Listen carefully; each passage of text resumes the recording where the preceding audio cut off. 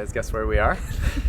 We're in Cooper Pedy. Yeah, this is so neat. We heard about this last time we went around the south end of Australia, and I'm happy that we actually got to stop. I think this is probably the most famous mining town in Australia. Uh-huh. We're going to check it out on our way to Port Augusta. Yeah.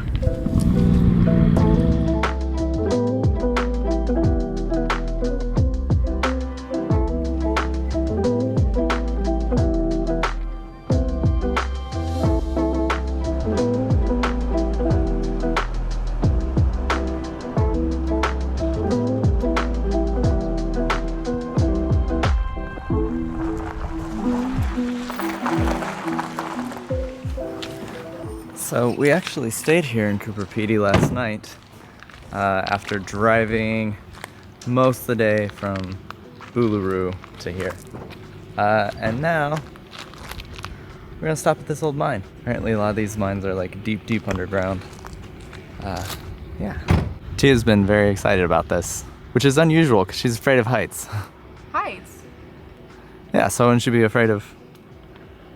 I'm also a little claustrophobic.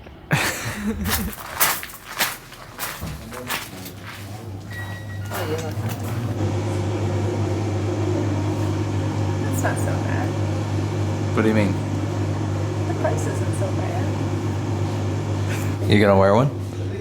You gonna wear one? I'm not gonna just wear one myself. I don't want to look dumb by myself. You don't look dumb. Yeah, we should wear them.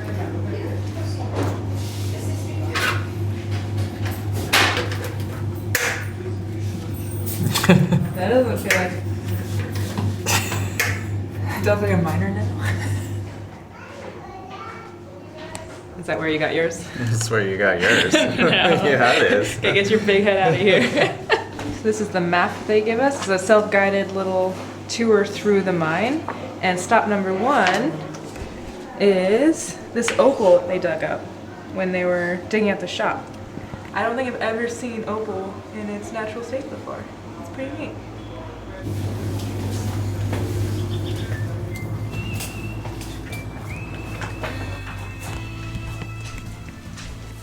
So this mine was opened in 1918, shortly after they discovered opal here in Cooper Pedy. There were a couple brothers that found so much opal, they made $50,000 back in 1918, so they'd be millionaires today. This is how these guys got down here. That's madness. I think he's a starter. Oh, thank you.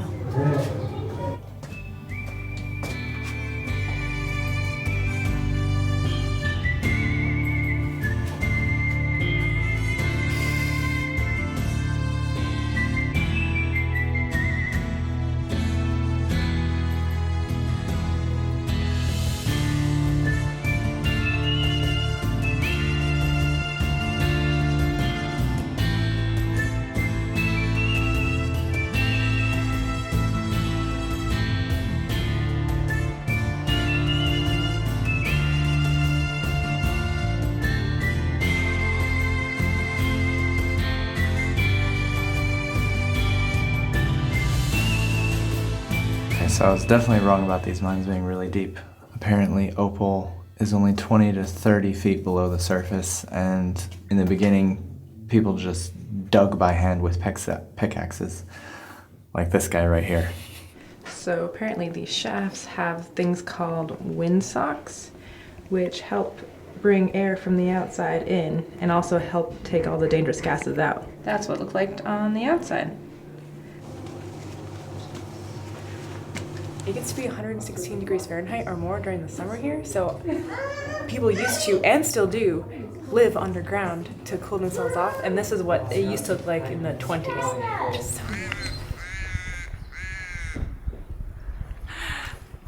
I went shopping. It's actually really reasonable in there. They make the jewelry in there. Yeah. So this was 65 AUD? Yeah. You want me to put it on? Yes, please. What'd you think? That was really neat. So the tour itself was, how much was it? $12.50 per person. $12.50 a person, and completely self-guided. Took us like 30-ish minutes to go through it. And they have like a museum at the top, which is pretty cool. Yeah. What I'm really excited to do is when we were driving in yesterday. Oh, that's really pretty. Yeah. That was really good. We were driving in yesterday, we saw these endless fields that looked like giant anthills. And I want to get out there and see that closer up. Oh yeah, like all of the dirt from the mines are just piled up everywhere. Yeah. Oh, yeah.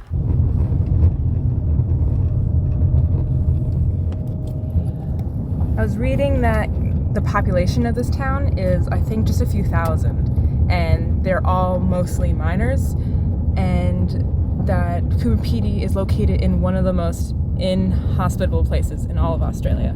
So I just cannot imagine what it's like to live here full time. There's not a lot of like really flashy things, so it's cool that it seems like it's a place that has maintained like the mining first. It's like a mining first town, and then tourism is second. It's just, yeah, it's just such a neat little place. It's kind of incredible. There's a seemingly endless number of opal mine museums and gift shops here that I think if you visited all of them, you could easily spend, I don't know, 4 or 5 days here. You probably see and learn the same thing over and over and over again, but definitely don't have a lack of choice for that here. No, definitely not.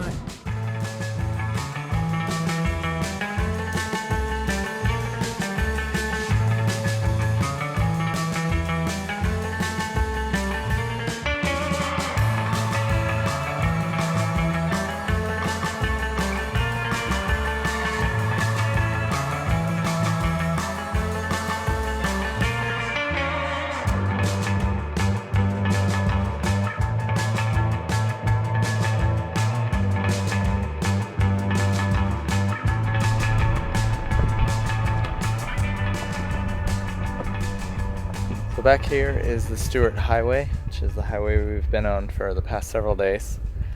And not far off the road at all, just have this back here. It looks like the moon. I think we can put up the drone to see how far it goes. I think we're far enough from the airport. But man, Yeah. it's crazy. It just goes on and on and on. I think this whole fence is electric. You can hear the electricity going through it.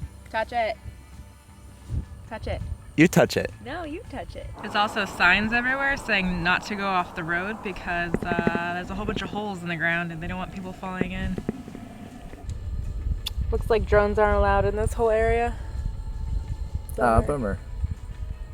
So we looked up Cooper Pedy drone laws specifically, and there's nothing about not flying here. So I think it's probably an issue with proximity to the airport. So we're gonna drive up the road a couple ways and see if we can do it up there. I wanna show this. It's pretty cool. Very determined for this.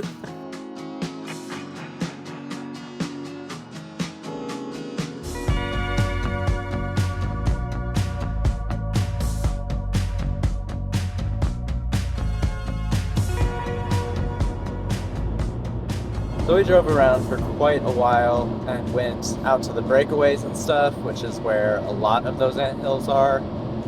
And they won't let us put up the drone anywhere. So we didn't want to break any laws or anything and figured it's better safe than sorry. But I don't know, maybe the miners have some kind of Air rights. Yeah. Anyways, this is our final 300-mile stretch of road before we hit Port Augusta, which is a city we've been to before. So we're officially going to be backtracking for the rest of our time in Australia. Yep, After this that. stretch, Yeah. That feels kind of weird. It does. I'm like soaking it in right now. Although I am excited to cross the Nullarbor again. Yeah, me too.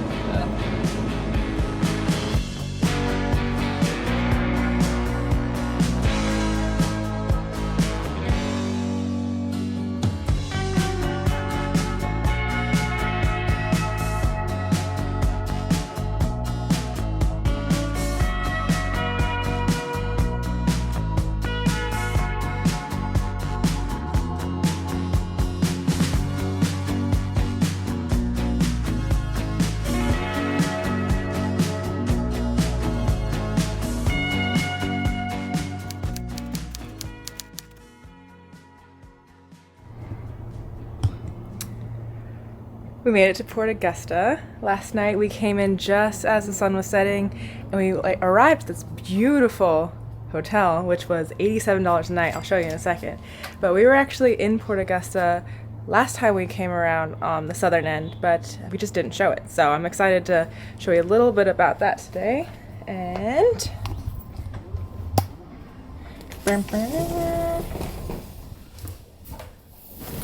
Showing you the room. yes. That's really nice. It was only $87 a night, and it came with a full shower and a washing machine and a dryer for clothes. Wait, you have to do the room tour. What do you usually do? There's all this. There's a kitchen. We actually ordered Chinese takeout last night from this place in town. It's really good. This is the bathroom. There's the washing machine. There's a reason why Tia usually does these. You're doing great. You're doing so good.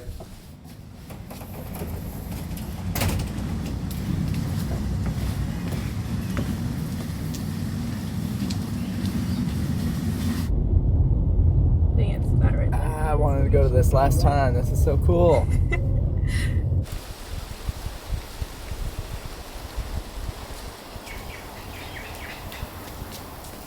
Race you! This is an old water tower, and they left it here and kind of turned it into a little bit of a tourist attraction. You can walk up here and get a nice view of the town. I don't know, I always like trying to get an aerial view no matter how small the town is, because it just gives you a nice feel for the area, the whole area. How you doing with the heights? You're not running anymore. I stopped running after like the 10th step. It's okay. Woo! Huh. It was neat. Somewhere out that way, you got the Flinders Ranges, which apparently are best visited by 4x4. This has turned into a theme. The more extensively we travel Australia, the more apparent it becomes that next time we're definitely getting something with some ground clearance and four-wheel drive. Don't trash talk Blueberry. She's done so well.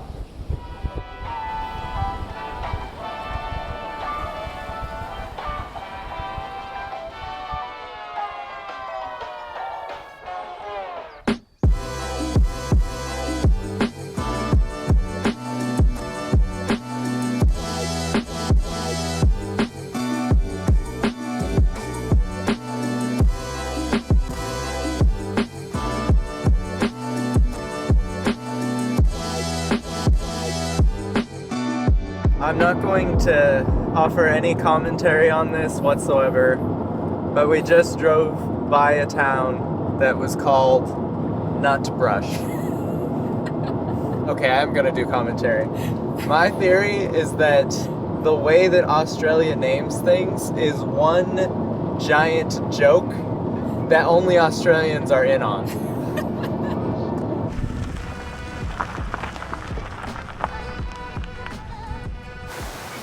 Halfway across Australia. This is the second time we've stopped here.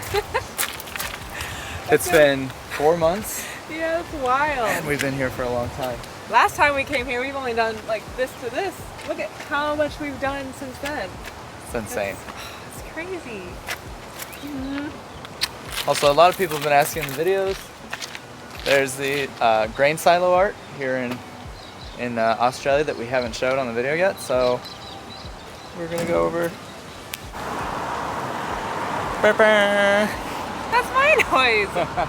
These silos are massive. There's a whole series of them all throughout Australia. One thing I've noticed, and I think is pretty cool, it only happens to varying levels of success, but pretty much every single town and settlement in Australia attempts to have some kind of attraction for tourism, which is really not the case in most countries. So it's kind of neat. It's fun to see what every little town's unique thing. Oh my God, look at this flock of parrots. It's totally wild. I still can't get used to the fact that some of the most common birds in Australia are just wild parrots. That is so unusual. It's awesome. Yeah. Also, we cannot do Tia for scale because they put up a fence specifically for stopping Tia. Wait, what?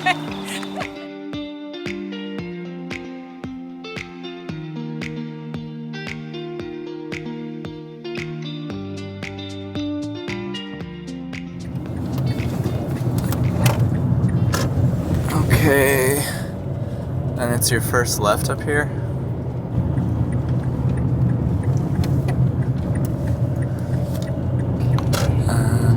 silo arch should be up here on the right. Wait, on the right?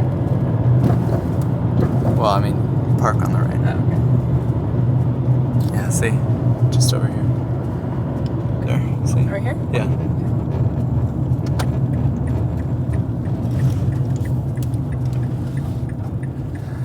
Wow, look at the size of that ant.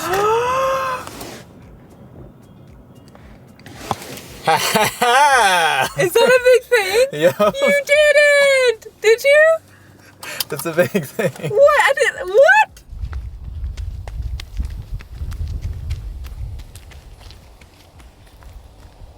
This is a dinosaur ant. Do you think they were do you think they were this tall? They are what? 100 million years ago in the age of the dinosaurs. Ants don't get that big in Australia. Come on. Okay, so It's the big dinosaur ant. these are dinosaur ants. It is the ant that's alive today that's found in this area, which we're in, where are we? Puchira or something like that. And their species are known to be in this area. And they're probably what ants would have looked like, or the closest relative of an ant that were around in the dinosaur age.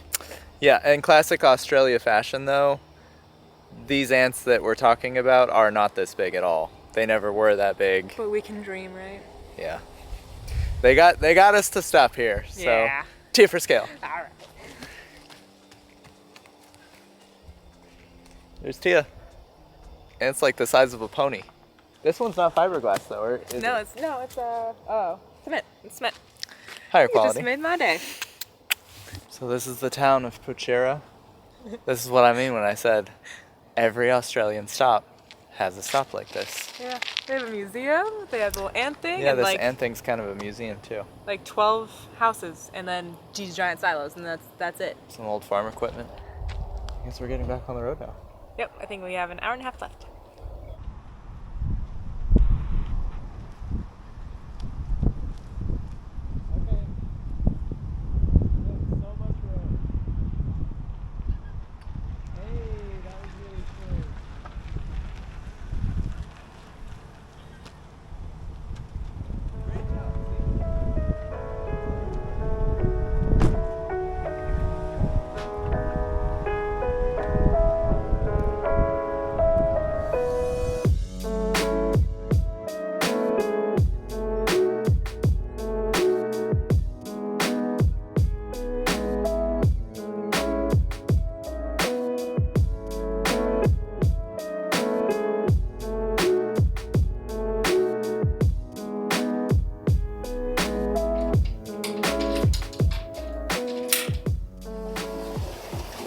So we made it to Seduna. Wow, this is weird. This feels so weird. It's like oddly nostalgic. We've only been in Australia for 5 months. The last time we were here was 3 months ago. Yeah, and you know, it's a different season. Things look a little bit different, and wow. This is the easternmost point of the Nullarbor and the Great Australian Bight. I'm We're so starting it tomorrow. jealous Yeah. for that part. All right, you guys. Announcement. A couple videos ago, I announced our last postcard, and now we have a winner. Went through all the comments. Yep, it was the Whitehaven postcard. And the winner of that postcard is RDuffy9948. If that's you, you won the postcard. Just either message us on Instagram or send us an email, and we'll get it sent out to you. Yeah. Anyways, you guys, yeah. Tomorrow's video is going to be a little bit different, but we'll see you guys on the next one. Thanks for coming with us. Subscribe. Oh my god! Stop it! Something tells me that sculpture is not to scale.